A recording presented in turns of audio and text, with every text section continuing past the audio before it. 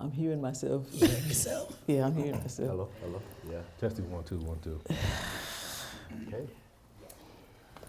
All right. Well, hello, and welcome to a special episode of our GoneMad Presents.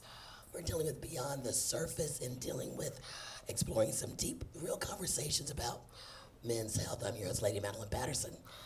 You know, we always have our co-host here, Ms. Vicky, but today is a special event with our guest hosts. We have Mr. Kevin Hadnot Overton, Dr. Marcus Folks, and Mr. Corey Jones. Corey Jones are on the panel today. We're going to be kicking off a series dealing with mental health, specifically in our black and brown communities, and dealing with men. Yes, ma'am. You know, I remember being young, and a little boy would fall, and somebody said, "Get up, boy. Don't cry. You big. Don't be doing any of that." And then I remember stories where girls would have colored markers and glitter crayons, and the boys only have 2 or 3, black and brown, blue, no colors. So what have we done as a culture, as a society, you know, shaping our boys in a particular way, or our males in a manner that may not be giving them permission to explore all of their emotions. But today, we got some great men who are going to talk some conversations about opening up that safe space for men. So I'll turn it over to Mr. Kevin, and go ahead, sir. Yeah, well, thank you for having us. I'm excited to be here, and obviously with my brothers in the trenches, like literally in the trenches, right? Absolutely. Yeah, I love this beyond the surface concept and how we get to really explore real conversations that men face in our everyday lives. And honestly, as a therapist, we're doing it day in and day out. We're really, but I think today we're really bringing therapy to you, to the men in here in the room. And so I'm excited to be here. This safe space, this concept of a safe space is often far overlooked when it comes to men. Even the word safety itself feels like it's more from a female perspective. And so just grateful to be here. Glad to just sort of be a part of this conversation. Should I just introduce the panel real quick? Yes, please Of do. course. Please So do. let me start with me. I'm Kevin Overton Hadnot. I'm a licensed professional counselor associate here in Texas. Born and raised from Austin, Texas. Sort of a unicorn. I want my Austin credit, by the way, for being here. Grew up right down the street, actually. And now I work out of 2 practices. One, Harvest Trauma Recovery Center, which we focus more on trauma-focused cases of victims of violence, and also we have truancy cases as well. And then I have my own practice, Counseling for Us, where I just wanted a practice that was focused on counseling that looked like us, for us, and by us, right? And so I'm very boastful about Counseling for Us and the work that we do. My practice includes, my own work includes families, couples, individuals. My youngest client is like 7 years old. Oldest is around 61. But yeah, it's a great variety of experience that I get to work with day in, day out. So again, my bread and butter, though, the heart of my work is working with men and rewiring some of the things that we grew up experiencing, and sort of that began to shape who we are as men, our understanding of masculinity, understanding of emotions in general. And so that's who I am. I'll just introduce our other 2 panelists as well, which are, let me just say, I have my Beyond the Surface cue cards, but yeah, I'm definitely joined by other mental health experts. First, Dr. Marcus Folks is a nationally certified and licensed mental health counselor in 2 states, Florida and Texas. Dr. Folks' research and national presentation centers on men's issues and generational trauma. I'm also joined by Brother Corey Jones. Corey Jones holds a master's degree in clinical mental health as a licensed professional counselor associate. Corey is also an international motivational speaker with features on multiple motivational channels. And I'm also glad to be here with you both as well, driving our engine. But yeah, I'm excited to get into the show. We often talk about physical strength when it comes to men, but I'm so grateful we're talking about emotional strength today. You know, I had that question because I asked you in the break room when I saw some of the notes, and I was like, "Why strength?" Yeah. And because I know we got questions here. With I always got questions in my head. But when we think about, when I talk about strength, I always talk about an oak tree that gets dry and can be broken. So it's worth it, especially with us. I try not to use as much. So when I saw it, I was kind of surprised. Yeah. What made you? What comes up when you say that word? And I know this is not on the cue card, but what comes up when you talk about strength? When it comes to Y'all emotional can jump strength. into, but I think what comes up for me initially about emotional strength is oftentimes, and we'll talk about this throughout this conversation, you know, we talk about emotions and vulnerability, safety, all of that is from a negative perspective. We internalize that as weakness, right? Being vulnerable is weakness, and so it may look like being stoic or numb and things like that. And so because of societal expectations and pressures on us, we think about emotions from a weak perspective. So emotional strength is a different look at it, a different way to approach this conversation. So why not talk about how can we think about emotions that really is for us, to give us data, not to, you know, have us avoid or shut down. It's like, how can we use this as information? So I just love the strength perspective that brings it in a way that, you know, it tacks on men, thinks about strength in general, right? And so it kind of just plays on that a little bit as well, Okay, too. that's good. Bringing it into a Positive. Positive. Yeah, Changing yeah, that always. narrative. Because sometimes when we hear talk about emotional strength, you know, mentally we think, oh, you got to be strong. But I think it's just being aware of all aspects of emotions, right? Sometimes we talk about vulnerability, and we don't always have to be strong. But Yes. it's to know that, you know, sometimes we're going to fall short, and we're not going to always be available to be strong for everyone, and that's where emotional strength comes from. You know, it sounds like it's giving yourself permission Correct. to not have to have that cape Yeah. and that big S on your chest. That's what I was thinking too, around the lines of, when I think about emotional strength, it's your ability to exercise your emotions throughout the Yes. entire spectrum, right? Whether you're happy, sad, mad, whatever it is, vulnerable. It's the ability to do that without, you know, judgment, and you feel free to be able to exercise that. And I think that's the only way you're going to build strength in your emotional capacities, by exercising all of them Yes. without judgment. Okay, that's good. I like that. Yeah. Now, and at somewhere toward the end, what I'd like to do is ask the questions that aren't on here too much or in the list, because I'm thinking about that, because we talk about, I think it's really important for men to hold space for other men. Yes. But I also want to understand as a female, how do you see us being able to hold, or how can we demonstrate that as well? Because it's important, and especially in relationships with other, Facts. you know, with men, is with his mothers, especially with sons. What can we do, or what is it that you guys see that we can do to be able to be available in a better, you know, in a healthier way? My son wore red when he was growing up. I got the looks, because my son would be in pink, red, yellow, you know, and I was not one of the mothers that say, okay, you know, if you fall down, he'd come to me. His dad may say something like, boy, you know, I'm like, no, he's hurting you. You got to let him hurt, you know, let him feel the feelings. But we need to be able to know, as women, how can we show up for you in a better way as well. Yeah. So, but I think, you know, starting off, we do want to talk about how can men hold space for other men, because I believe, and from what I've seen, y'all got to be tough. You know, y'all can't show the softness to other men, because they start thinking kind of. In our society, we've been taught that there are thoughts that come with that, and it shouldn't be, as far as I'm concerned. But the reality of it is what it is. Yeah. Y'all ready? Yeah. Sure? Okay. And let me see if I can get my eyes on. I don't have my readers on, so y'all can be, you know. All right. So I don't know, we've got looking at emotional safety, emotional availability, and vulnerability, and I'm sure throughout the conversation we'll begin to kind of give a clear definition of those. But how would you think, any of you, how would you think about emotional safety and availability? And I think we already asked that, from a male perspective. Yeah. May want to start? Yeah, I'll start.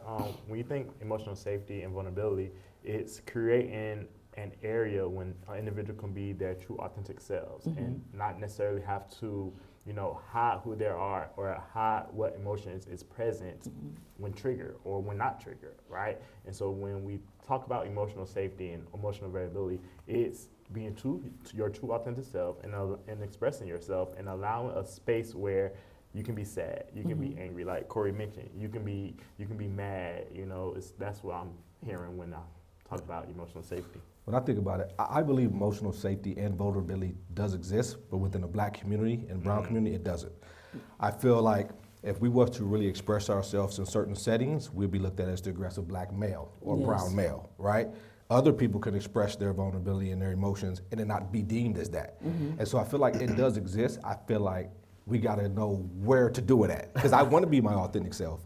Now, if I'm with, Dr. Folks and Kevin, I feel like I can be my authentic self and express my emotions because they look like me. But other people may take that and say, well, he's just an angry guy. And it's like, no, I'm passionate, or, I'm sad, or whatever the case may be. So I think it depends on your surroundings and who you're with, where you're able to be your authentic self and express that emotional vulnerability. I like that. Yeah, I like that too. I think the other thing that comes up for me is, conversations like this, where we can sort of reset the atmosphere around those three words: emotional safety, availability, and vulnerability. Because I think the more we have open and honest conversations, we can sort of move it from a race-bound perspective to more of a global. We all have emotions.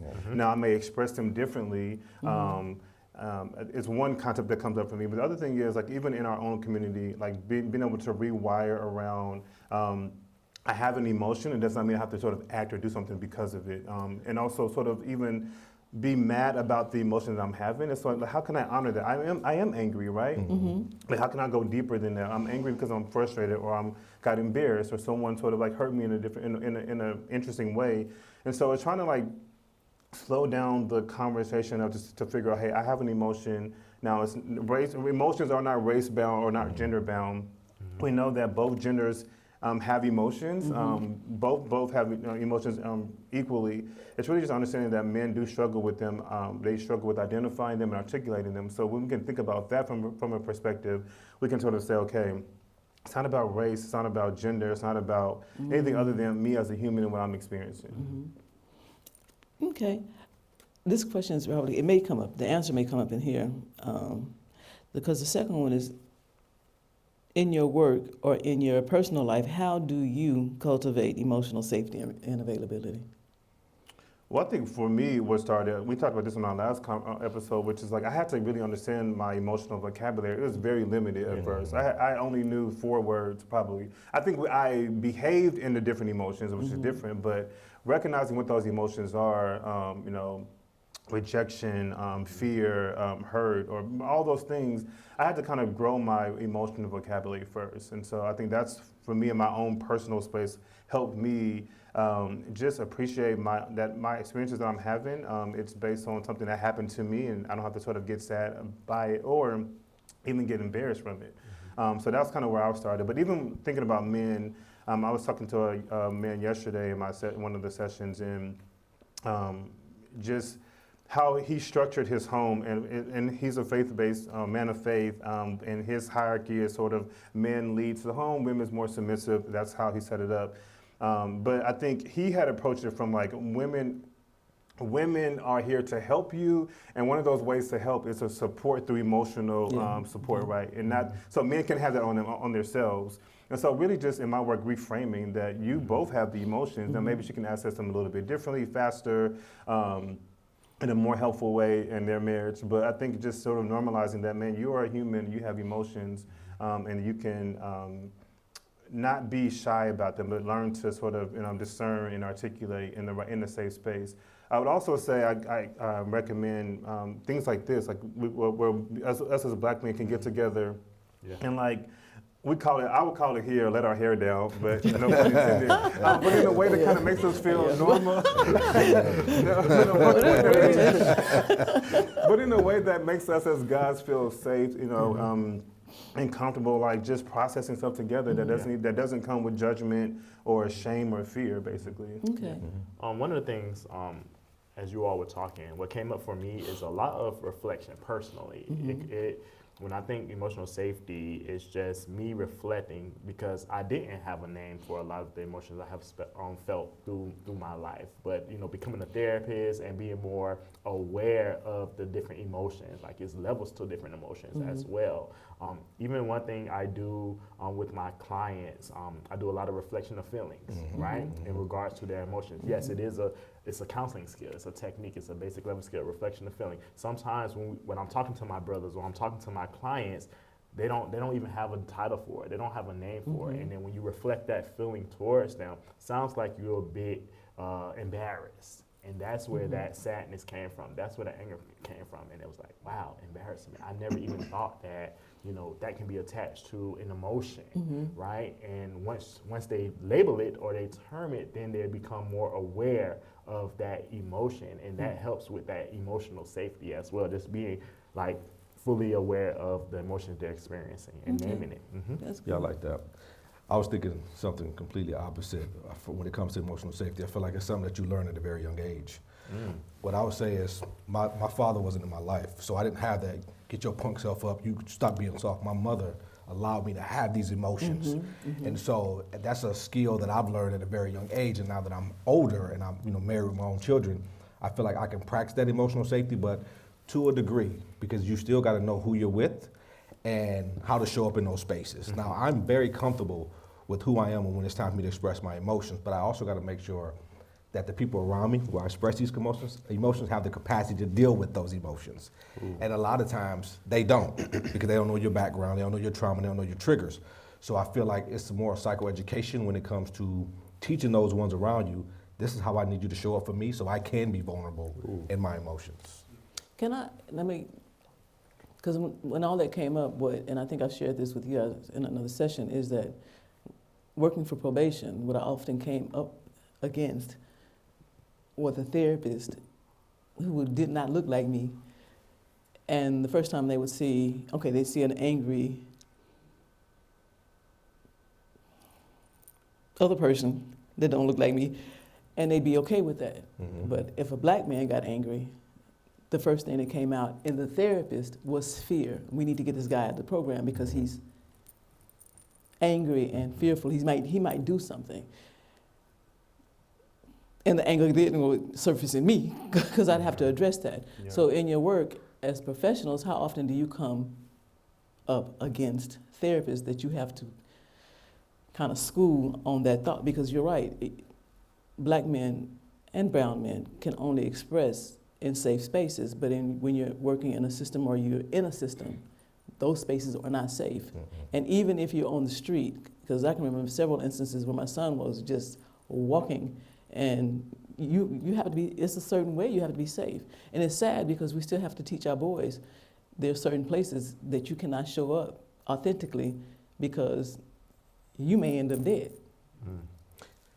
I love that point, and I was just sitting there thinking about people that don't look like us, their minds have been colonized to feel that they're better and that they're superior. And so when we do show up to space, because I had this issue happen with a client of mine that I was seeing, and I always tell them, in this space, this is a safe space. You can be whoever you want to be, you can say whatever you want to say without any judgment, any of that from me. So this person came in very upset, and instead of me getting all up in arms and saying, oh, this person is dangerous, I said, what you're presenting is anger, but what's underneath that anger? Then we started to do some deep diving, right? And come to find out that person wasn't angry, they were hurt. Yes. But they only knew how to express it through anger. And I said, if people took time, one, you gotta be culturally sensitive to other diversities, right? And how they show up and how they respond to certain things. And so when you study that and you understand how people work when it comes to different cultures and backgrounds, you won't address it from a standpoint of fear. You're like, well, this is how this culture actually does things. This is how they show up. This is how they respond to certain things. And so when I talked to the individual, they were like, you're right, I'm not angry, I'm hurt. And I said, why are you hurt? And then they started diving into why they were hurt. And I said, that's the real issue. It's not what you're presenting. So how do we learn to deal with the root thing and not the surface level things? Yeah. So. Something that come up in regards to that, yes, I have had experiences with other professionals who do not understand our lived experience, right? Cultural sensitivity is a big word that we learn through our education, right? Also cultural humility. Sometimes individuals miss the point of broaching. They have to broach. Ask the questions that need to be asked. It's okay. I don't know about every ethnicity. I don't know about every culture. However, if I'm culturally sensitive and I'm culturally competent, I'm going to broach. I'm going to ask the questions that need to be asked in order to gain the information to move forward. And a lot of times, individuals fall short with that broaching aspect, to asking the right questions. So do you find yourself end up teaching other professionals who, by book, learn the cultural sensitivity piece is important, but in practice, it's not happening. Correct. Yeah, correct. Yeah. I'm teaching. I'm always teaching. I'm forever teaching. You're a professor. I'm Yeah. a professor, and this is a teaching moment. Yeah. But even think about in our culture, right? Mm-hmm. We teach people how to treat us and teach people how to understand and learn us and things of that nature. We teach individuals our triggers. We teach individuals, how you're going to treat me, and that just goes across the broad spectrum too. So, Yeah. You're right. Most definitely right. You know, being we are always teaching. Yeah. Yeah.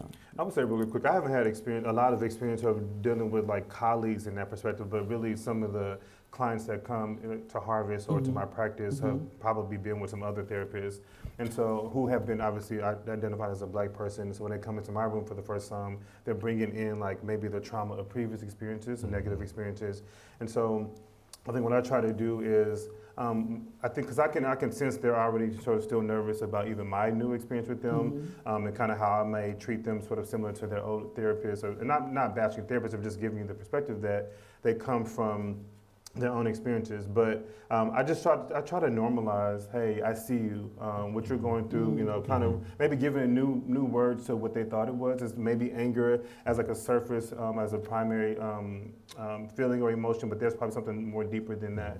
And so I try to just normalize that, but also normalize that, hey, I may broach a little bit more of my experience to kind of get them to open up their ways of thinking about this thing. To a limit, I don't broach as much, but I just kind of like let them know that I'm actually a mirror that you can sort of like use to sort of like grow and enrich yourselves, and this is going to be a safe space that we can kind of cultivate together. And I think through that partnership, kind of begins to maybe work with them a little bit better from a previous therapeutic experience that they may have had. Okay. The last question I think on this part, before we turn to the audience for some questions, is why is emotional safety so important? Okay, did I lose the mic? Okay. Why is emotional safety so important, and what is needed for the space to feel safe? And I think you may have answered a little bit, but how do I make the space safe, and why is it so important? I think it depends on the space itself. I mean, because obviously as therapists, that's kind of like what we're always creating to make sure the safest space. You're good. We're checking in. But I think in relationship, that might be. Let me just say it out loud. So I think in therapeutic sense, there's a sense of space. There's a relationship sense of space. There may be a community forum, like a church or like a fraternity sense of space. And I think they kind of all each deserve its own sort of assessment to figure out how do we make this safe for me to really show up in my true authentic self, which is that vulnerability piece. But in a therapeutic relationship, it may look like, listening, sort of reflecting skills, just normalizing and sort of like making sure that they know that we're co-pilots in this journey together, that we're building this plane together, that we are sitting with you and helping you sort of become your best version, but not making you more Kevin's. But it may look different in like maybe fraternal or relationship. Maybe in relationships, you may have to sort of like set healthy expectations, healthy boundaries, build communication. But before you get intense moments, of course, because oftentimes in relationships we sort of fix the issue while we're in heated moments, which doesn't always work out for us. So we create that healthy communication up front.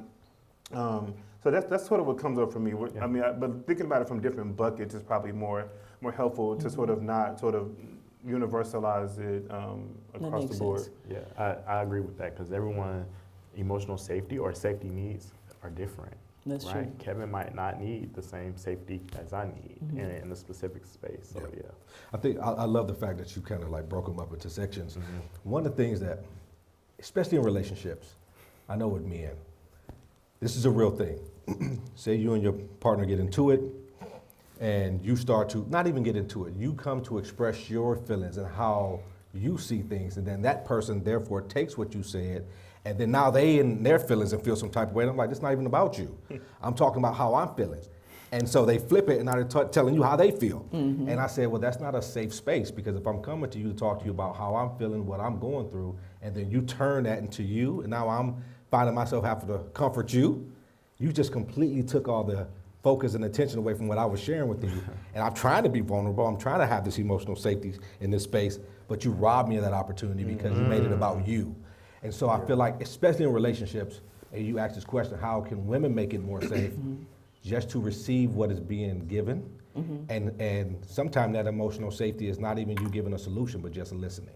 Yeah, a lot of it is that. But And I think that's You heard that. but I think that's one of the things that's important. You know, from a therapist standpoint, yeah, I know how to make this space feel safe. Yeah. But when you're friend to friend, brother to brother, son to father, and vice versa, when you're in that room with the men, and it is in the different spaces, what suggestions would you have, or any of you have, that you can share with the audience to make that space? Because the thing we want to see happen, especially in our communities, is for us individually to be seen yeah, for who we are, not just as a collective, so that we all look the same, sound the same, be the same, because it's not the truth. Right. yeah. So we want to know what it is that we can do so that each individual we come across can show up as the person that they are.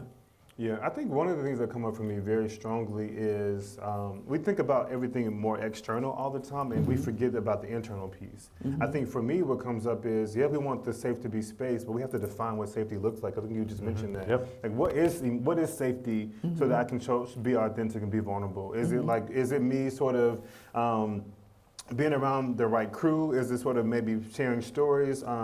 I think you have to define like what it means for you to sort of like show up in that space first as like a first step, and then maybe building credibility and trust can sort of become the other pieces along the way. But I think for me, it's all about internal or personal or unique definition of that for yourself, and not necessarily ascribing it to what society deems to be safety. Because I think in that conversation, then we can all work together to like rewire around what society expects and maybe create our own. I mean, for me, him, for me, Corey, and Marcus, it may be like, hey, everyone's gonna share their story around the campfire so I can make sure I trust you, you trust me. And again, that's sort of planting seeds, but I think we can sort of define our niche, I guess, when I can sort of define what I need, basically. Okay. Yeah. Just assessment, like assessing our own needs. Like you mentioned that, assessing and kind of defining the needs that we need, and kind of finding that sense of community, or finding people who maybe can help with those needs, and that could be your emotional safe and your safe space in that sense. Just like assessment, a lot of internalizing that. Okay, I need this now. Like I need this right now, you know, and then finding that external tool that can help, you know, support that internal need. And maybe what I'm listening for in relationships is like language, right? And so if men are hanging out and we're talking and I'm trying to like say something and y'all, man, that's crazy. Well, I'm not gonna say nothing else from here on out. But if we're like, okay, oh man, tell me more about that, then that's opening up like more receptibility in my own self to share more. So language that we're using, I know we like to joke, we like to sort of like, you know, get on each other. That's part of like, I'm sure what I would want to do in friend groups. But I'm listening for, are you listening to what I'm saying, and are you receiving it? Or are you sort of like using it as a weapon against me, or are you sort of making judgment about it? And so I think the language that we're sharing is super duper important. And what I would say, just to cap that too, is like, you talked about asking the audience, like, well, give us some tips on how to make that safe space. When it comes to emotional safety, you have to be flexible. And what I mean by that is because there is a societal norm of what safety looks like, but it varies across the board. I had a client on Friday, brought the client in, the client started crying as I started asking questions, and then the client told me, I don't want to talk anymore because I'm going to start crying. She said, you have a pen and paper. Then she started writing out to me what she wanted to say. That's creating emotional safety, right? Now, somebody may have been like, man, you just need to ask the questions. That's not how you do therapy, or whatever the case may be. But if I wasn't flexible and able to bend to give her what she needed to feel safe in that space, then I would have lost that person. So I think emotional safety has a lot to do with being flexible and knowing your audience in a sense. Yeah. In that sense, I think that was perfect. That was a perfect way to allow your client to externalize what they're feeling. I've also would have said it's okay to cry. Yep. Absolutely. Most definitely. While you're writing, cry. Like let those emotions out. Yeah. Also, this doesn't, I mean, because we're talking about safety, but I think the piece that comes up for me, because when we present sometimes, we talk about, hey, this has to be a safe and a brave space. Safe is obviously what we're creating here, but brave is what I'm doing to sort of show up in that space. So I think there has to be some level, or there may be some level of discomfort in like broaching and leaning into that safe space. And so I'm just raising that may be a part of the equation, that some level of internal, maybe psychological, emotional discomfort may come as a result of using this, what you're creating in finding a safe space as this small experiment along the way. It may come with some level of discomfort. Okay. You had a question, yeah. Go ahead. Man, for me, when y'all were talking, and this is in our community, we've been kind of taught from a wife perspective. When you start to see your man cry, or he starts to show uncertainty, that, oh my gosh, is he going to be able to handle this? And sometimes the woman says, well, if he can't do it, I'll just jump in. And that's really not the approach that we should be taking. How can a wife or the significant other, how can you have those conversations? Because, women, we have a lot more words than men. And so when can I have that conversation with my significant other for him to share with me? I think what comes up, right, working with couples, you see that one of the biggest things is communication, but we both forget, men and women, right, how to really, there's two roles in that conversation. There's a listener and a speaker. And so there is roles and responsibilities for each, the speaker and the listener. But in the listener side, it is sort of like attuning, walking in their shoes, validating, empathizing, listening to not respond, listening to just hear and validate, which is a different skill. Because usually when you're talking, and even we were talking, I was ready to jump in there and say something, but it's like pausing and sort of just listening. And so I think the thing that come up even out of that is, in conversations with men, one of the things I do as a therapist really, really well, not patting myself on the back, but is listening, giving you space to talk. You're right, maybe women have more of a lavish emotional vocabulary that we have not been able to tap to as fast as you all. But when you pause and give space, and even some support to sort of, okay, you're saying this, it may look like, oh, you're overwhelmed, or you might be worried about something, or you're nervous.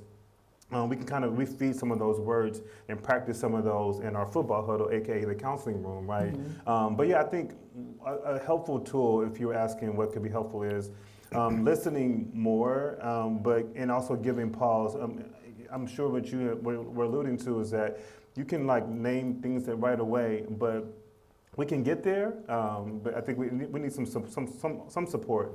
I would also just add, though, yes, everything is sort of looked across as to the other side of the fence, but I would maybe offer to women, to think about your own bias and how you even approach your emotional availability and safety and things that you have brought to the table from your upbringing, from maybe trauma that you experienced or whatever you experienced, because that's also shaping how you're showing up in that moment. And so, yeah, we're wanting men to respond and get on your train, but it can also be helpful to kind of just take a step back to figure out and assess how your biases and ways in which you're perpetuating the stigma of men not being able to tap into the emotions.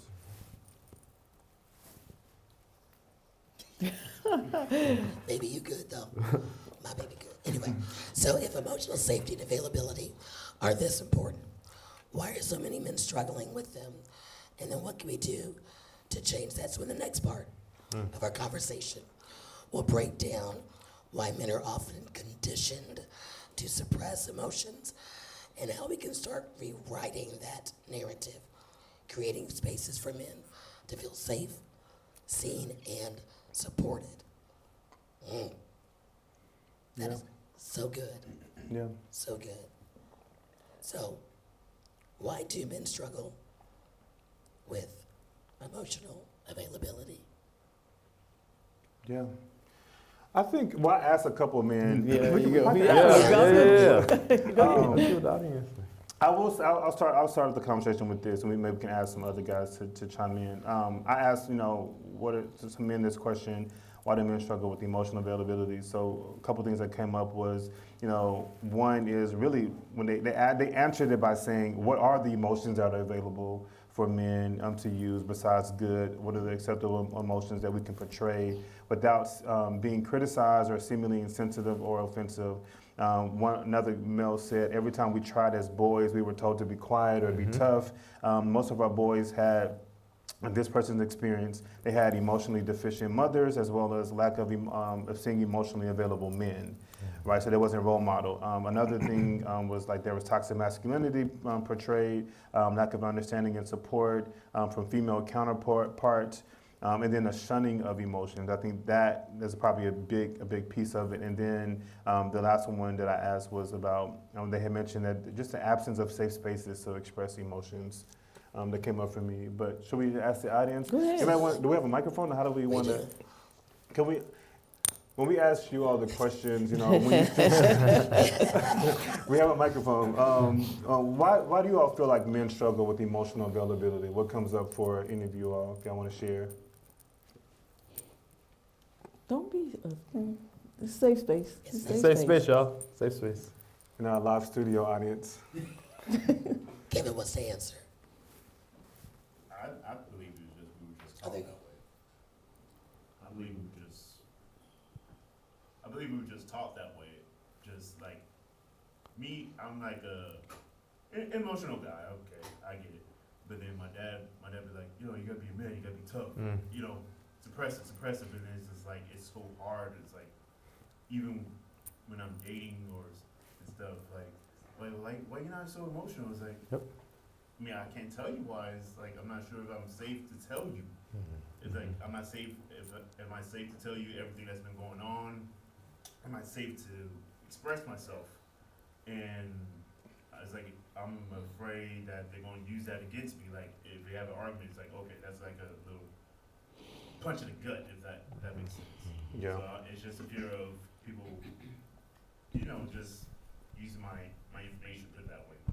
So that's my big fear.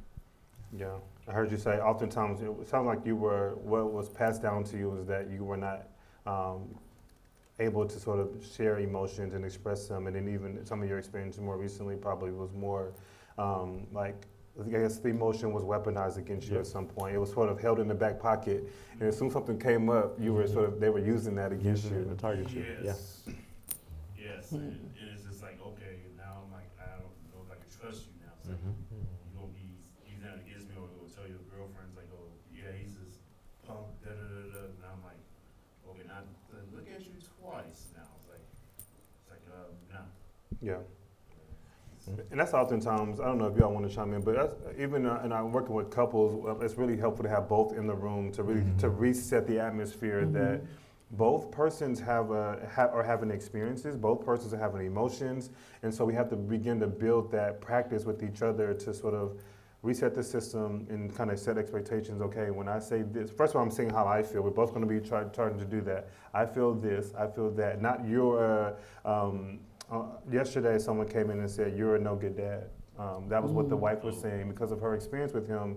Again, we give her grace, we understand it, but he internalized that and then was behaving in the way that he was now a no good dad. That's the issue here. And so, yeah, it's resetting the atmosphere that we both are having experiences and are now able to communicate how we're feeling. And when we feel like the person is weaponizing it, in a healthy way, pausing the moment so that it doesn't sort of escalate to like from a 10 to a 50 to a 100. Yes. And setting those, sometimes setting those expectations within that relationship, right? Saying, hey, I'm not doing well, but I need you to hear me, understand me, and be very open and honest about it. Say, I don't want you to use this as a weapon against me in the future, right? And a lot of times we know that can potentially happen. Let's verbalize that. Yeah, that's like another question is like, are they willing to receive what I'm telling them? It's like, are they willing to receive it? But that's a big thing. No, that's real. And I was sitting here thinking about what everybody was saying, and I think a lot of times men don't even give themselves permission to show up for themselves, right? I'm gonna be honest. As a man, we're fixers, we're problem solvers. So when you got a partner and you have kids, your focus is on them. It's not even about you. And there's been times I've been so busy making sure my family was good that I was dying.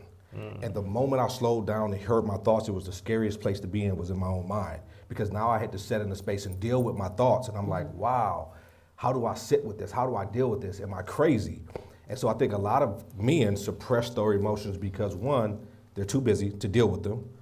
They're making sure they're being responsible. And 3, they're probably afraid of what they will find out about themselves if they did address those emotions. Because like I said, we're so busy moving, when we finally sit down and hear our own thoughts, for me at least, it was a scary space. It was a scary space. And I was like, oh my goodness, man, I need to slow down. And my wife said something to me. She said, I think the reason you're so busy is because you're trying to escape something from within. That's good. Yeah. That's very good. And I kind of got upset about that. I said, no, I ain't. No, I ain't. I'm just making sure I'm taking care of what I need to take care of. And when she said it, I asked myself, what am I trying to run from within myself? Yeah. And then I had to sit down. I had to really think about what emotions am I experiencing. I felt depressed. I felt suicidal. I felt angry. I felt bitterness. I felt resentment. I felt everything when I finally gave myself permission to feel. Yeah. And I didn't like that space. So I had to heal in order to be able to go back to that space and not outrun it. So I agree, because moving around and running errands and being busy is a form of distraction. I think you're right. So is your wife a therapist? Because she is a therapist. She's an LPC. She's an LPCS. Okay. Yeah. So yeah, I think that's a form of distraction and avoidance, right? Because you're right, when we slow down, that's when we find out, oh, I am bitter, or I am angry because maybe I didn't have a father sort of like, a consistent father sort of since the age of 3, that sort of made me feel as though I was sort of maybe unwanted in some spaces in time, right? And so, yeah, when we slow down, we actually get the data that we need to become stronger as men. Okay. So, and this is not, I was raised in church, Black Baptist, all my life. For the most of it anyway. Yeah. So, you know, and so men, this is my perspective, have been taught to be what? Protectors. How do you navigate that when it comes to the emotional self of men? Because, yeah, you know, I gotta protect my family 24/7. That's just not, that does not equate to me being allowed to feel when I have to be I am the protector. I mean, that's a real thing in our spaces. Yeah. So how do you, and women are taught to be the nurturer, which is maybe why we end up being able to share. The S comes in various ways. You know, you got Superman and Superwoman, but Of course. the reality of it is, in the space of the church, the men are the protectors, and the women are the nurturers. How do you connect the dots in that? I think it's rewriting the script that we can have the protectors and the super warriors and the nurturers. We can kind of divide and conquer and share the responsibility, though, but that does not make us less of human. So we think about that from a human perspective. All humans have emotions. You know, we have our own roles and niches that work for our respective families. And I think that is, for me, step one is just the framework of you're a human, you have emotions, you don't get to sort of like not have emotions. Only people who don't have those is robots, right? And so I think that's a first frame of reference that I pull from. And I think in that is, let's go back now to the men or providers. Well, you can't provide on an empty cup. You That's can't true. sort of pour if you're hurt or if you're not taking care of yourself. If you're now in the hospital, your family, kids, whomever is not able to do anything. So how do we get you to sort of like think of yourself as essential as well as, so all the people that you're taking care of, we want to add you into that equation. And it may look like now thinking about that from maybe just sort of taking care, like working out, you know, having like a nature walk, whatever it could be. But the third piece of that might just be now, how do we understand that you are, have emotions as well, and your emotions are also telling you information that you may be avoiding or not thinking about. Because I believe that our thoughts determine our emotions, will determine our behaviors. So we have to kind of understand that as a perspective to make sure we have the data that we need to really show up the way we really want to show up. Okay. I think another piece to add to that is, I think we have to do a better job at redefining gender norms. That's the big piece, right? Because I've worked with some families who the wife was the sole Yep. breadwinner and things like that, right? And that works for them. But we're so caught up on what the outside external world has to say about how our situation works Yes. that we put on this facade, we put on this front.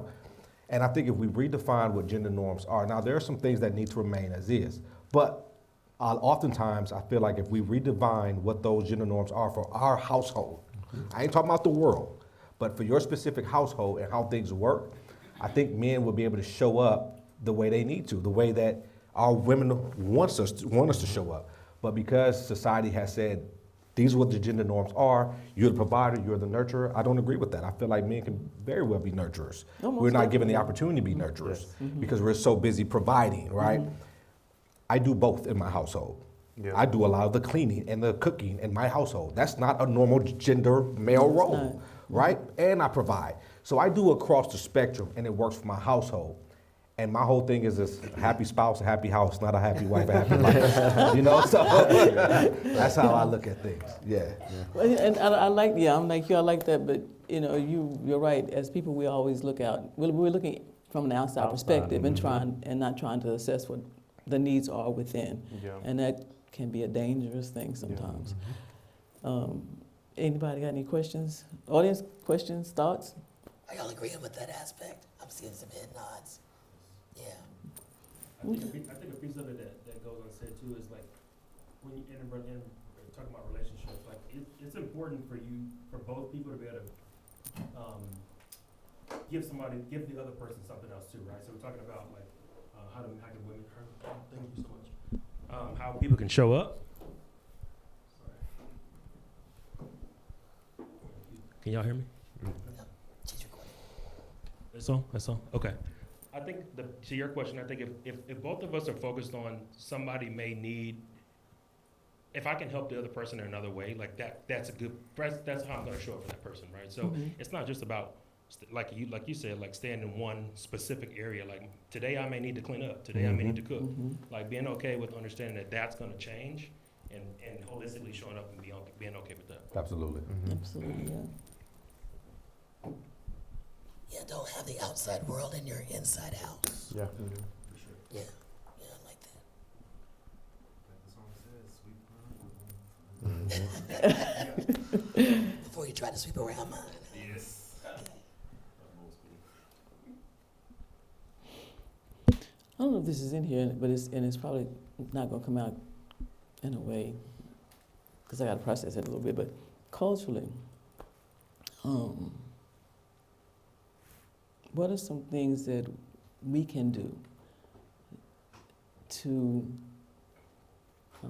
begin to change the narrative? Yeah, I think I'll start this way. One of the ways to help change the narrative is normalizing conversations around mental health in general. Like you have to kind of start more from a macro perspective, right? I think the more you do that, it just sort of loosens up other strings to talk about more specifically, you know, vulnerability in general or just emotions in general. So I think keeping the conversations open around mental health kind of allows us those wavelengths to talk about different things around mental health, and this sort of being one of the topics. So that's probably where I would start the conversation. Agree. Having difficult dialogues, having things like this, having these talks, having individuals, educating individuals in this space in order to change that narrative. Because just having talks like this, guess what? Now I'm going to tell the next person, emotional safety, emotional vulnerability, and they're going to tell the next person, right? Just have that holistic emotional intelligence and just having these talks and these difficult dialogues, because it can be hard for individuals to talk about their emotions and talk about safety, and then talk about, how to create that within for my wants and my needs. So. Yeah, and there's two parts for me. I feel like for a lot of us, we have to have people willing to do the work to get in these spaces. There's too many people wanting to do the football and the basketball and this and that, and I'm like, who's going to do the work? We talk about not having enough representation. Who's willing to sacrifice the financial gains and the time it takes to get into these spaces so people can see people that look like them and we can have these I conversations? appreciate that. So yes, most definitely. that's one thing, and I also think too, to change the narrative of, being able to express yourself in a way that's healthy. People already see us one way. It's already in their mind. But we don't help. We perpetuate it when we post videos of black folks fighting all the time on social media and laughing up under it. Like, we got to start tearing those things down and quit making like it's a joke, because people already see, look at them. I seen somebody put a comment, black culture. Yeah. This is what they do. And we think it's funny. And I'm like, man, you got, as much as you may want to laugh, have some integrity and not even respond. Don't even post it. And I think there's multiple things we can do to change the narrative, because we don't have the benefit of being equal. We have to be better. Yeah, I find for myself, when I see stuff like that, I have the opposite response. I do not laugh. Yeah. I get a little bit, because it begins to put us in a space where all of y'all are like that. Exactly. And I'm like, but you're not letting, how can I be seen? And I think it's very important for me that I be seen, I be heard, not in a sense that I'm all in the bag of chips, and you said you can't pat yourself on the back, but I'm like, yeah, you can, because sometimes in order to get to a certain space, the only people we have are the people ourselves saying, it's okay for you to be okay with what you're doing. It's okay for you to be good at what you're doing. It's okay for you to have achieved what it's okay, it's good. Celebrate yourselves, because sometimes it's all you have is you. Yeah. But the thing that's important is for us to not say, this is all that I am. This is all that we become.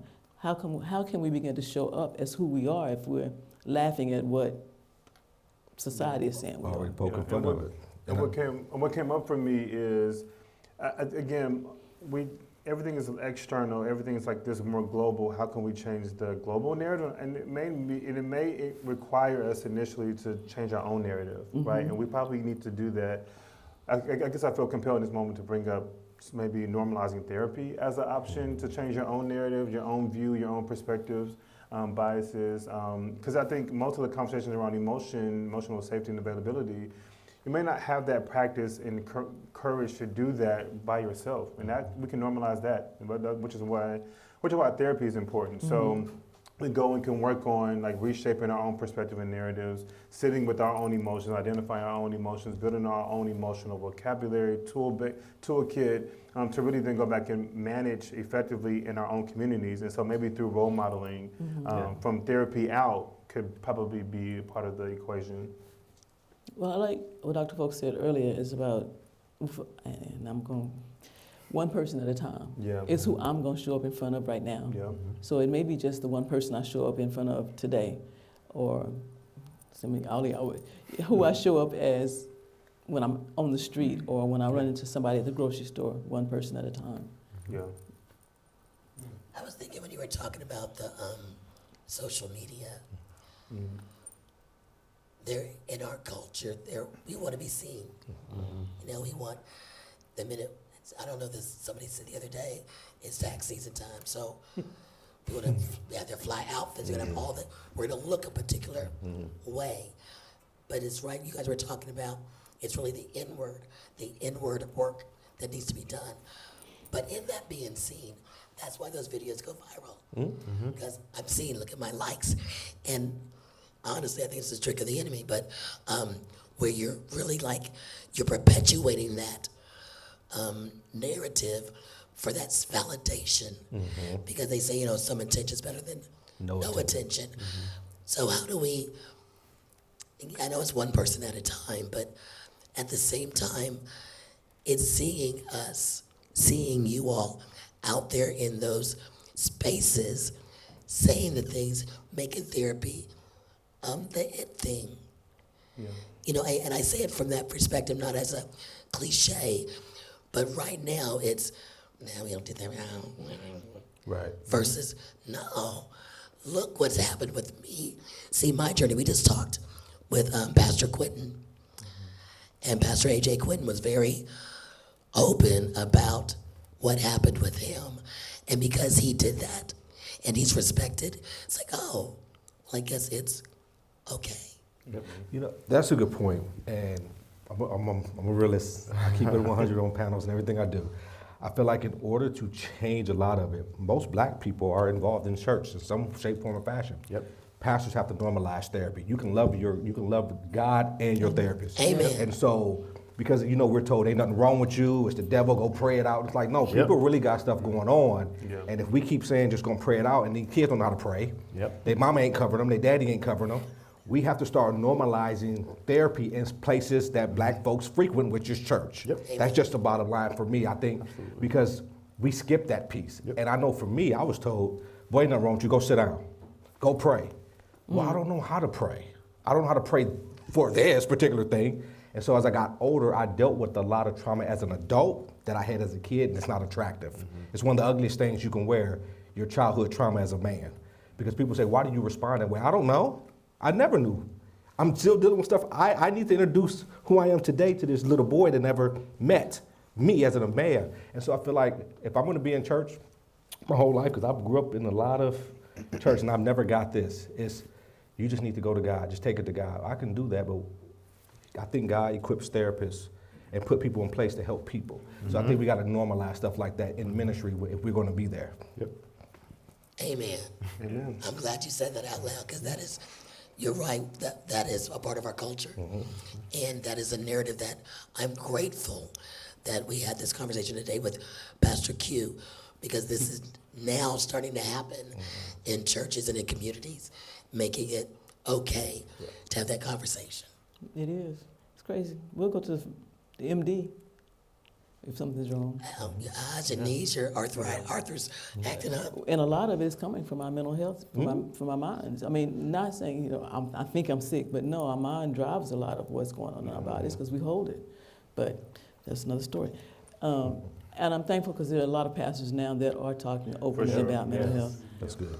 Which is a good thing. A lot more than there were. Now, I'm not going to say that there needs to be some more action in there's that, still but work to be done, but there are a lot yeah. of pastors that are now appreciating and even inviting therapists to be a part of their team, essentially. Yeah. Okay. Y'all going to have to help me out where I'm at. Are we down to number 3? How can men cultivate environments where they and others feel safe to express emotions? Have we done that one yet? Okay. Yeah. I think we may have answered this, but I want to kind of get clarity on it. What does emotional safety look like in relationships and friendships and self-reflection in a layman's terms? I mean, like if you sit in front of some of your boys before y'all became therapists and had the language, you know what I'm saying? Because everybody's not going to have that. Right. And some of the spaces you even show up in, I know when I'm talking to my son some days, he says, Mama, don't be trying to therapize me. I ain't got time for that. Until he got into the language, he ain't find himself using it. But so often you'll find yourself in spaces with people, they don't have the same kind of language. They don't have that exposure. So how do you make safe spaces for people that don't maybe show up in that with that language? Yeah, I'm processing because I think as a therapist, it's like I'm always I know. Like the first thing that came to my mind is emotional maturity, right? But then also, like, go ahead. I don't. This is a tough question. I think really it's just meeting people where they are. Yeah. It's plain and simple. I'm gonna meet you where you are. If you don't have the terminology, I'm a professional. I should be able to pick up on what you're saying and be able to meet you where you are and provide that space for you. Therapy doesn't have to look one way. Right. And I That's think true. we make it look one way all the time. Yeah. And I get people saying, well, I'm not crazy. Therapy don't got nothing to do with you being crazy. Right. I mean, some of it does, but not all of it. Not all of it. I'm kidding. All right. But it has nothing to do with you being crazy. Yeah. And I feel like if we start to, again, be flexible in how we show up in therapy, therapy can be simply just having a conversation with somebody on their level, using their vernacular, using what they need to get through. I had a kid tell me that was incarcerated. He said, man, I don't do therapy work. Me and him sitting there just having a good old conversation. I don't go to therapy. I don't talk to therapists.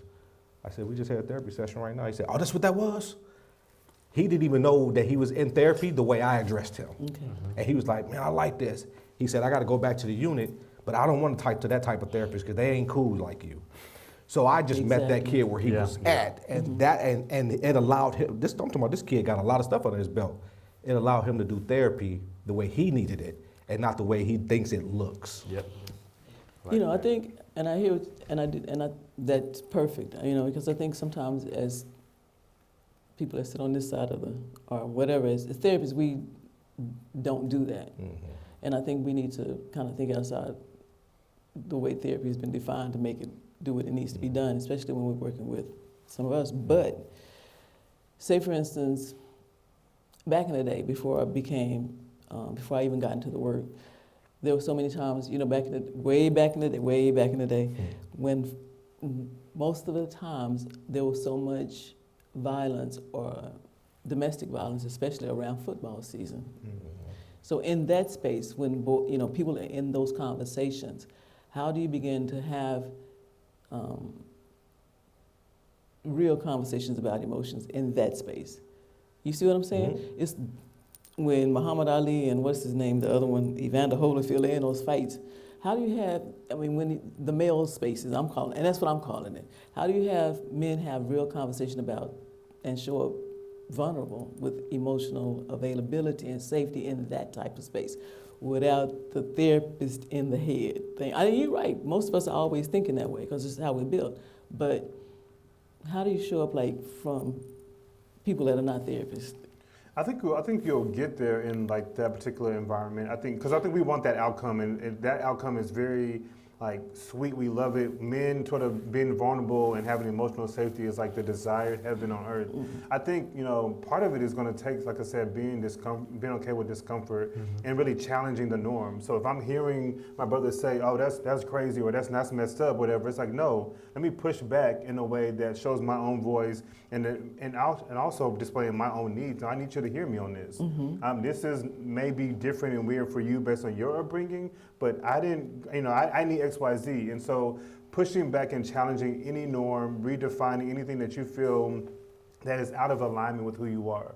So a lot of it's like it's just internal work. What are my own values, and how can I align with those? And meaning I'm going to then be behaving and acting out of those values. And so when I get in spaces that doesn't align with that, if I want to stay in it, I'm going to challenge those norms. And as I push back on, that doesn't work for me. I don't like that. I'm thinking of a young man who is grieving a serious grievance. I mean, it's very powerful, the story that they're going through. But, you know, in the spaces of their male friends, they were on a trip. They were obviously on a road trip, and they had a moment. They had looked outside, whatever happened, and they had gotten triggered.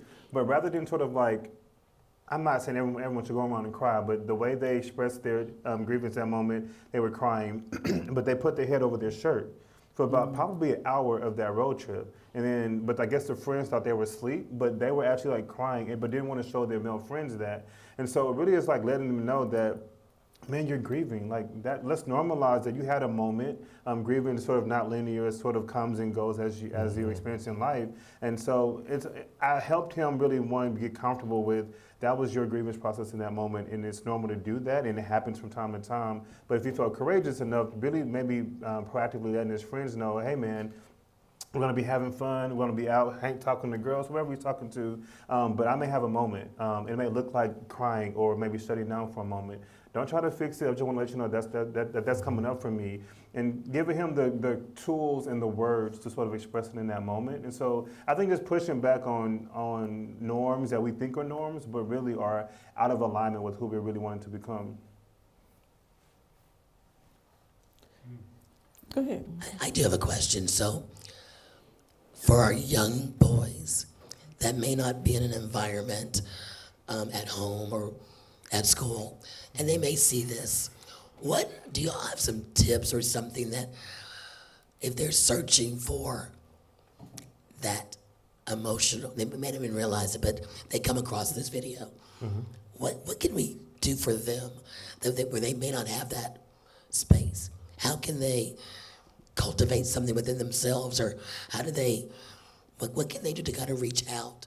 Because I think for many families, we don't have that conversation, so we don't know, but a young person may come across something. What can they do? I mean, we know, therapy is taboo in Black and brown communities. It's not something that we do, but if a kid is feeling some type of way, I always recommend 988. For a kid, it's a number they can call. if they're feeling suicidal, they having suicidal ideations, or they need somebody just to talk to and help them come down, 988 is a number that I recommend to all people who are dealing with someone, especially our young boys, because a lot of times they don't feel comfortable talking to their families about it, because one, they're probably going to be dismissed. It's going to be, again, ain't nothing wrong with you. I'll go sit down. But these young boys are hurting, and I see it all the time. They come into my office all the time. They're angry about that daddy's not being there. Their mama's working all the time. Their mama's boyfriend they don't like and get along with. And they're just, it shows up in anger and fights at school, right? It shows up in different ways. And so because I'm there, I can connect with them. But if we're not in their spaces, 988 is a number they can call to get some of the help that they need about their emotional stability. Thank you for 988. Thank you. 988. I would add to that two different perspectives. One, talking to adults or caregivers of young ones. And there's a book called Parenting from the Inside Out where it talks about you have to work on your own stuff so that when you work on your own stuff, you're able to really see thrivability in your children. You're able to exude joy. You're able to show up mindfully in your home. And I think I think that's the message. Is like, how can I work on my own stuff, knowing that I'm bringing all that I have from my previous experience to this parenthood or to this caregiver work. And so just normalizing that your work is important in order to really support other people. So I think that's the first message for adults and caregivers. I think for young ones, it really is emphasizing the need to find a trusted adult. I think obviously coming to therapy office is super important, but more importantly is finding any trusted adult that you can, obviously, hopefully it's your parents or your adults that's right in your immediate family, but it may be a therapist at school, or maybe a mentor. I can't tell you how many times in our mentoring programs the young people are bringing stories and issues or concerns that may sort of become like a reportable issue or just something that can be worked on in a more higher case. But I think a trusted source is probably most important as a thing. But also just recognizing, even as boys, we have big emotions too, and we might not know how to express them. But if you get angry, pausing, calming down, taking deep breaths, and normalizing that in situations is super helpful. But last thing, going back to caregivers, is being able to pause the moment. Kids are going to kid. Young people are going to young people, and they're just doing it out of their own experiences, which could be limited based on definition or tools that they have. They may not have all their inner resources to sort of like, all right, I'm having a big moment, let me calm myself down. No, you teach them how to, okay, this is a big thing, what's going on? And I think that a tool is called name entertainment. Really name it. You're having a big emotion. What do you need? How can I support you? And giving them the definitions that they need to sort of express what they're expressing. I love that, Kevin. You said kids going to kids, adults going to adults. As adults, we adultify everything. We adultify everything. If a kid does something, we process it as an adult. And we don't think, this is a kid that's doing this, because we forget what we did as kids and how we handled things and the response our parents gave us. So a lot of time, it's historical trauma that is passed down as adults, how we respond to our kids, and then we operate like that. My daughter told me one time, she looked me in my eyes, I think she was 6. She said, "You're not your mom." Wow. Because the way I was disciplining her was tough. My mom had all boys, so she was tough on us. And she said, "You're not your mom." Because I had told her stories about how I grew up. And when she hit me with that, I said, man, goodness, I had to change my entire game plan on how I even spoke to my daughter, because I have 2 girls. I'm a girl dad. And so I had to address the situation completely different. She changed my outlook and perspective on discipline.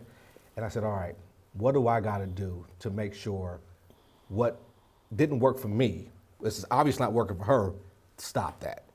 And so I couldn't adultify everything anymore. Had to look at it from, man, what was I doing at her age? How did I respond?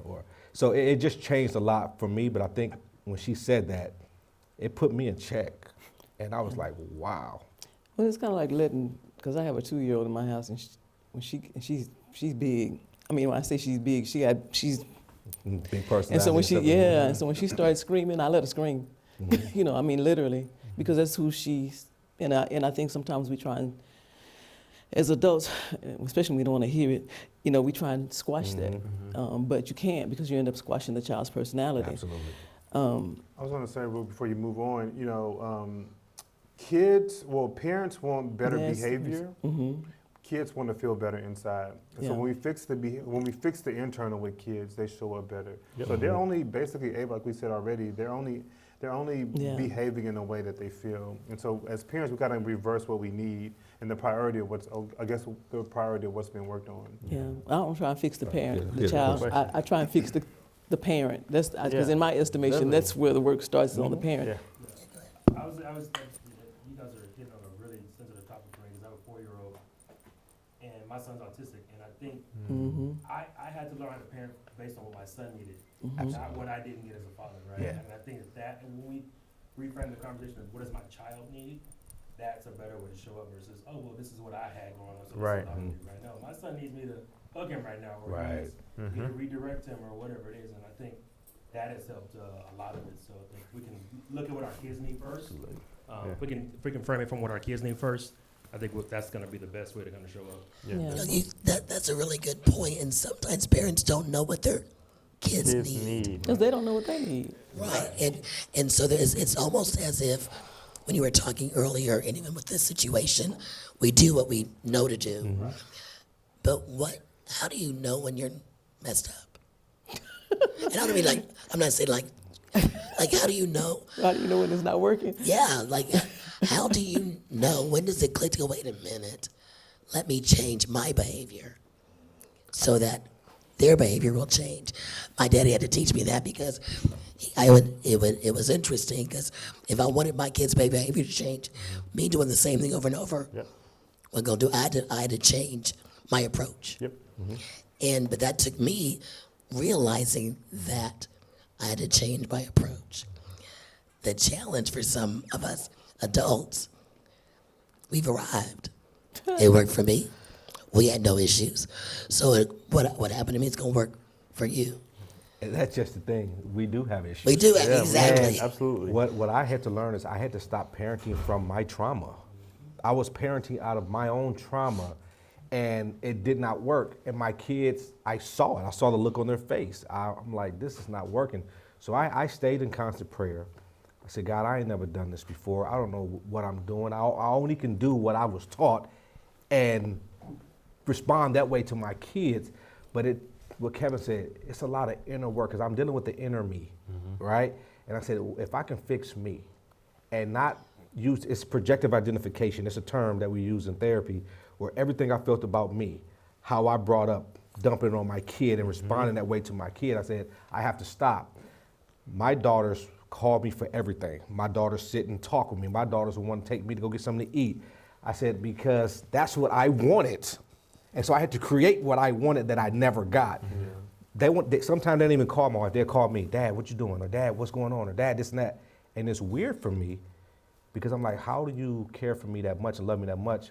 I don't even know what it feels like to call on my dad and say, Dad, what you doing? How you doing? Can we have a conversation? So when they treat me like that, it's uncomfortable because I'm not used to having a relationship like that. And I look at them like, this is weird for me. But for them, it's normal because I've been there their entire lives. So I don't know. And as I'm parenting them, I'm working through my own traumas and they're helping me heal in a lot of ways just based on the conversations they have. And my kids hold me accountable.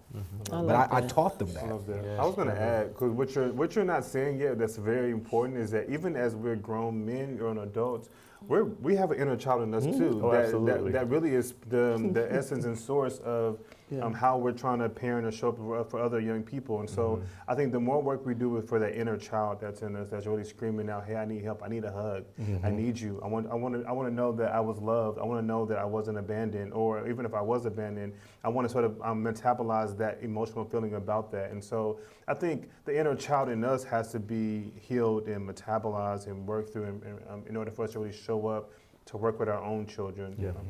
You know, it's crazy when I was, my son is in his 30s now, 30 something, he's 36, I forget. And I know that's bad, that's real bad. But when he was 16, up until the time he was 13, 16, he was a teenager, he would always kiss my dad. Now my dad passed away like 3 years ago and he was 91. But Tony would always kiss his grandfather on the forehead, always. And so he got to be a teenager, and my dad looked at him and said, boy, you too old to be kissing me like that. and my son looked at him like, man, I'll be kissing you till you die. And he did. But the grandkids began to change. And my father would acknowledge that, begin to change how he felt emotionally and how it began to shape him. And, I think that's what we sometimes need to do, is allow for that to be. How am I being shaped? Because I haven't arrived. I'm still growing. I'll be 65 in a couple of days. No, 64 in a couple of weeks. Yeah, man. And I always say that I'm still growing, I'm still evolving, I'm still changing. Even when I'm listening to the conversation, I'm learning, I'm growing, I'm in the process of becoming. Something that was triggered for me, and because I have worked several years with systems, CPS, probation, and children are generally taught by their parents, we cannot say certain things because if you do, you're going to get taken from us. So when you're working in that environment, how can you change the truth of the nature, which is the reality? If you say something, you might get taken out of this household. That's a real thing. Yeah. So how do you begin to express how you, man, and if you get hurt in the house, the literal thing is kids are afraid. So they may not say anything because they're afraid they're going to get taken out of what they know. Yeah. I think a lot of it is, I won't say a lot of it. I think what comes up for me, rather, is in situations like that, I'm working with not just the kid, but the parent as well. Because I think, again, we're wanting to fix the kid. The kid is a problem. If I can get them to do whatever I want them to do, even in mentoring and other people that I hang out with, we want to fix the kid as the issue, and we kind of lose emphasis and focus on like maybe the adult in the picture. So I think just reminding the parents that the things that we're working on may bring out of the child the reality that they're experiencing, and one that's not. It sounds bad, but it's not. Their behavior and what's happening in the house is not good or bad to me as a therapist. It's really information that I need. Now, there might be consequences that we can work through with that. Right. That I should say out loud, but I think for me, it's information that we need though, and so I think working with both the kid, we have just sort of, for example, we'll do like play therapy to really find out what are some of the big themes that they're having, how can we get them to express in this room, which is really them recapitulating what's happening at home, and then from a separate perspective, I'm having one-on-ones with parents. To really work to figure out how is this system, how is it working, how is it not working, how can we use the information that's working or not working to really make better change, how can we maybe use even parenting from the inside out as a tool to give them new knowledge about how to parent in the way that they really want to, and not just only based on their trauma or past experiences as well. Yeah, I agree. Like assessing the whole situation, right, and then absolutely bringing that parent and that child into that space to kind of see and question, for one, why does the child feel as if they can't, be forward, like outside of the, hey, don't say this, what happens here stays here, because that's a proponent a lot in the Black community. Like what happens in my house stays in my house. Well, what you got to hide in this, in this house, like, but let's talk about it. Let's navigate it to kind of restructure it and then work towards, creating that space and having it to be safe so you won't feel that way, or so the child won't feel that way. And that's why we struggle now, because as adults, as men, I was told what happens in this house stays in this house. So I never learned how to articulate myself when I was having trouble as a man, because I always went back to what happened in my house stays in my house. So I was taught to keep everything to myself, and now when it's time as a man to articulate myself and express my emotions and share, I struggled with that. I had to change my thinking and restructure my mind and say, you know what, I ain't in my mama's house. I need help. So let me figure out how to get some help. And so I think when we start grooming our kids that way at a young age, we do need to get into the households and talk to these parents. Why is everything secretive? Because that's what you're teaching them, to keep secrets, not to seek help, not to do the things they need to for themselves. We got to get away from that talk in households. What happens in this house stays in this house, because it does a long-term damage. Yes. And that we don't even think of at the time we're telling kids to that. And you're right. But let me come from a different place. The system is not for us. Correct. And a lot of times, our children will get taken from the home for things that other children are not. I'm going to work with the parent. If I'm a white person, let's be real, the system's going to work with them. If they're Black and brown, guess what's going to happen with those children? They're going to get taken out of the home. And so from fear, they're taught, don't say what's happening in this house. Yeah, and I think that the system is sort of set up to not really be super supportive to your perspective. But I think there's a way to honor, the safety net of what should come out from the needs of the kid, and broach or buffer against the system that's not supportive. I think both things can be true, but I think the important thing is, what do we need to sort of take care of for the kid to be successful in this drive? I think we have to really dive deeper, and may have to push beyond some realms to sort of make sure that they're supported and like get either therapy that they need with the supported face in the room, or I would also say we can do better in our community of encouraging some help seeking behaviors, because I feel like maybe if it's sort of by us, for us, in some cases it might be supportive, maybe not going all the way just to the system, if you will. But yeah, being more communal, how can we share resources? How can we share support for one another? But I think we can encourage some help seeking behavior that may open up some new ways to do different things. But at the end of the day, making sure that the kid is supported and they're able to thrive. Yeah, most definitely. You mentioned earlier you were doing work as well, but working with yourself. So if we're working trying to get the kid better, and the adult also has to do some work, how was that managed and facilitated? Because our focus is on the child, but we recognize we all have an inner child too, and I might need work done while my child needs work done. And that's not an easy road to navigate if I'm trying to do my work and I'm also trying to be available. So do you have thoughts, ideas of how that trajectory, that process might work, like for you, just even sharing what you did? Yeah, we did it together. I normalized, I said, your dad grew up a lot of trauma. So I have a lot of trauma. I said, a lot of what you experience from me is trauma. And they called me out on it. And so I said, all right, well, help me, hold me accountable, let me know. And so we have things like, oh, that's a trauma response. Wow. And so my kids would say, Dad, that's a trauma response. And my wife would say, that's a trauma response. And then we ended up going to family therapy because I was bringing in the trauma. My kids they suburban kids. They grew up with everything they needed, right? Not saying they don't have anything, but a lot of what was happening was me. And I said, well, let's go to family therapy so I can identify what it is that I have going on so it no longer impacts you. So it was a working family effort to get that done, and I had to be open to it because I always wanted the help. I just never knew where to go to get it. I always cried out for it, but I was told what happens in this house stays in this house. Yes, most definitely. And so when I became a man, I said, I can't keep doing these same behaviors because it's unattractive. And people are like, why do you respond that way? And when I kept saying, I don't know, I knew something was wrong. When my kids challenged me and said, Dad, you're not your mom. You're so strict, you're so this and you're so that, I didn't want to hear it because I felt that was the right thing to do because it helped, like you said, it worked for me. But did it really work for me? Did I normalize trauma and say it worked for me? But that's all, I didn't have anything else to compare it to. So I said it worked for me.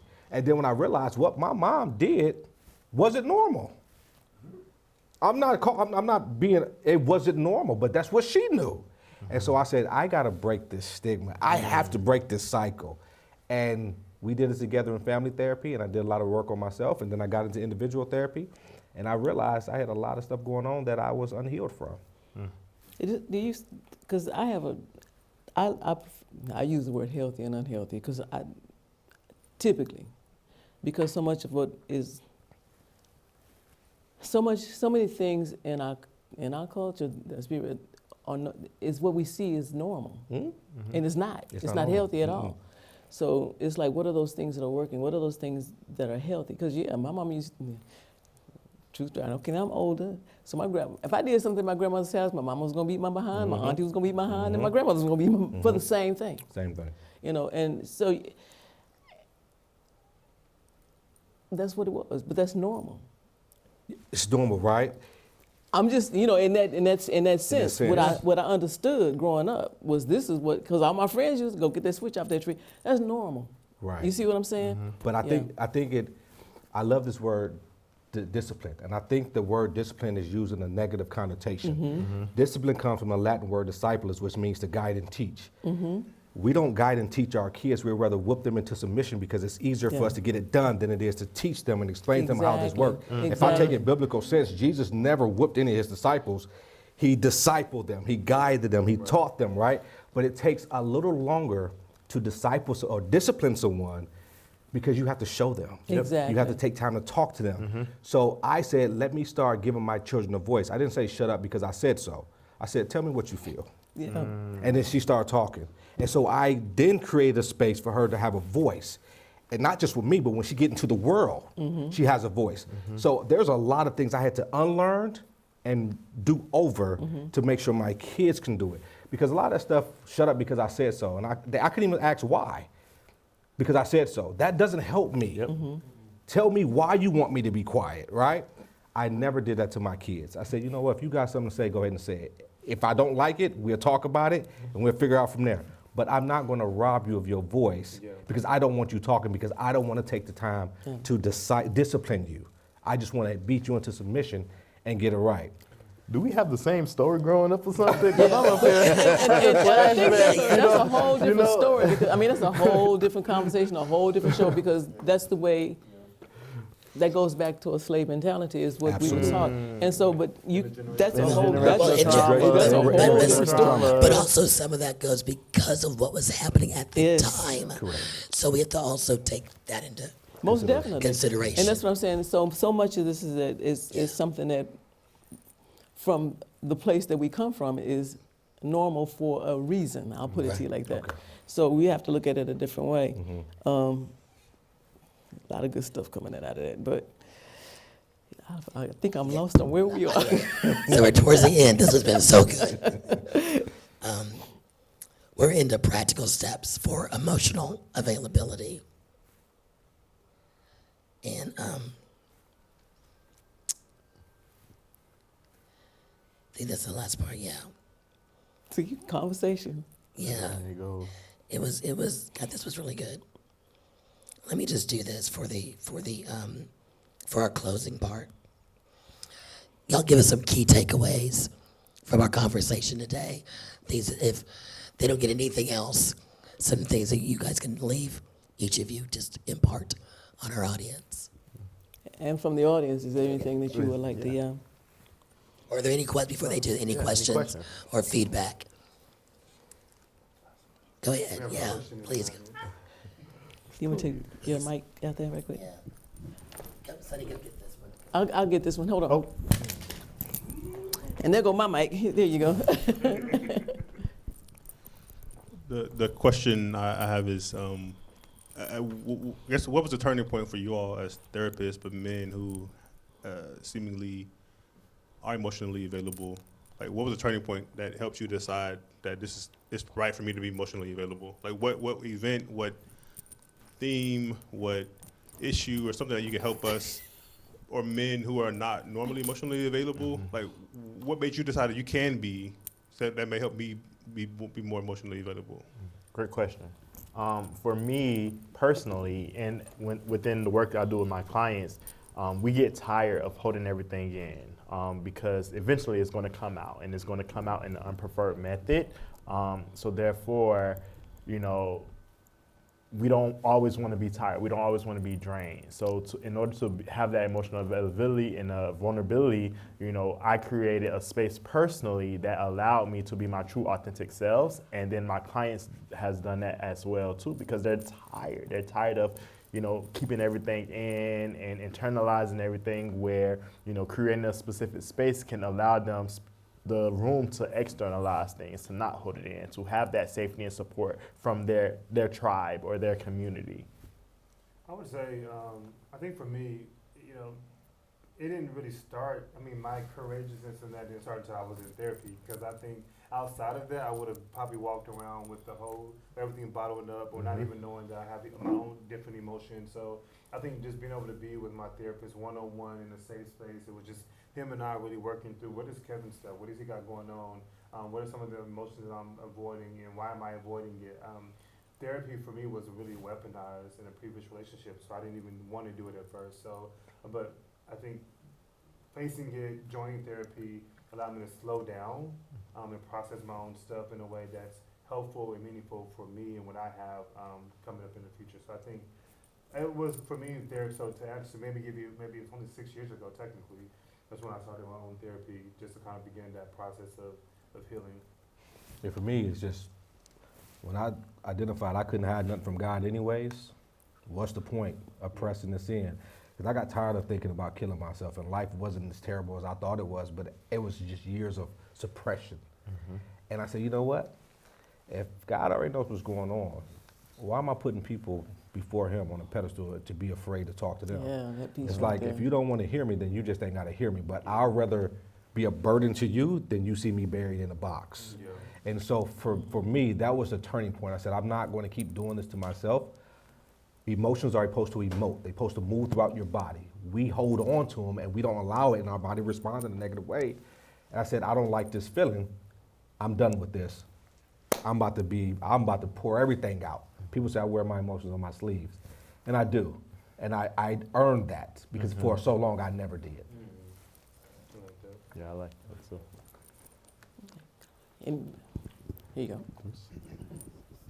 First of all, thank y'all for doing this. This has been great.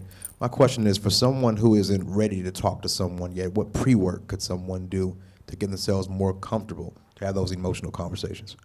That's a good question. Yeah, I'm a big person where reflective journaling, write it out. Do something that you like to do. You don't have to talk to anybody as long as you're not internalizing it or suppressing it.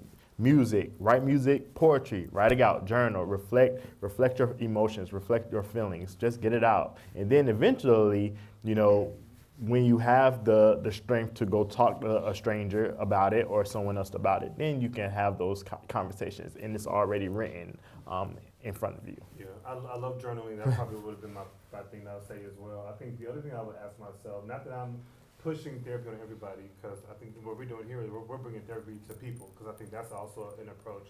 But I think in the question, what could be helpful is maybe just asking yourself, why am I not ready to talk to someone? And what are those fears? Is that fear based on the fact?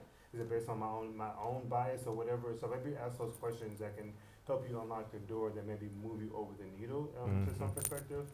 That could be helpful. So journaling for sure. So I love because regardless what we don't realize is that we are internalizing all of that, and then we're acting that out as a script. So we are wearing all those things that we're holding in, and so journaling is helpful for that. So if not journaling, then maybe ask ourselves those questions about, what are my fears about therapy, and how can I really begin a process to overcome some of those. Yeah, I was going to add to both of those are great. And the thing I was going to say, right on what Kevin was saying, is I would ask the client, when you ask that, what are you trying to protect yourself from? The reason you're not ready to have that conversation is because you're trying to protect yourself from something, whether it's a perception, you're afraid to face the fear or whatever it is you got going on, or what somebody may call you. And once you can sit down with yourself and go through that, every scenario, if I show up and they said this, how would I respond? If I show up and they said this, how would I respond? It's really giving yourself permission to already feel the emotion before you actually feel it. Most of the times we don't do something because we're trying to protect ourselves from whatever said thing is, and we don't want to deal with that. Whether it be, oh, I knew you was crazy, or whatever the case may be. So that's what I would ask as a therapist. What are you trying to protect yourself from? And then ask yourself, am I not ready because I'm trying to protect myself from A, B, and C, and D? And be honest with yourself. That's the first thing. Yeah. Be honest with whatever that is, because you may not like what your answer is, but at least you got it out. But the third question to that is like, what's the worst that could happen? You That give too. me information that I need to help myself out. You give me information to be a better man, to be a better dad, to be a better spouse. And really when you find the worst that can happen is, I have new information to help me. I may need more tools in this area. No one's perfect. Only God is perfect, right? And so I think when you ask yourself what's the worst that can happen, you find out it's really the small thing. I get one communication change and I might be a better person.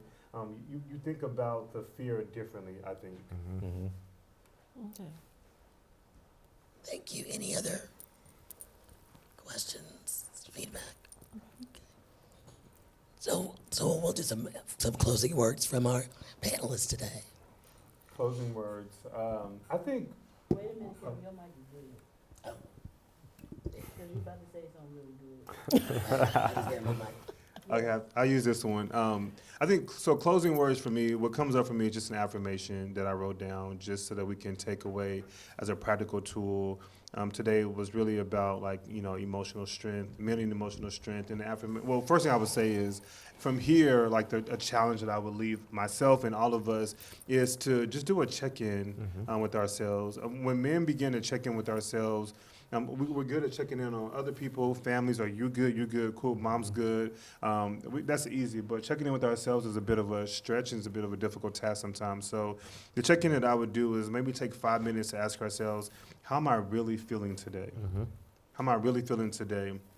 No filters, no judgment. Just write it down. Be honest with yourself.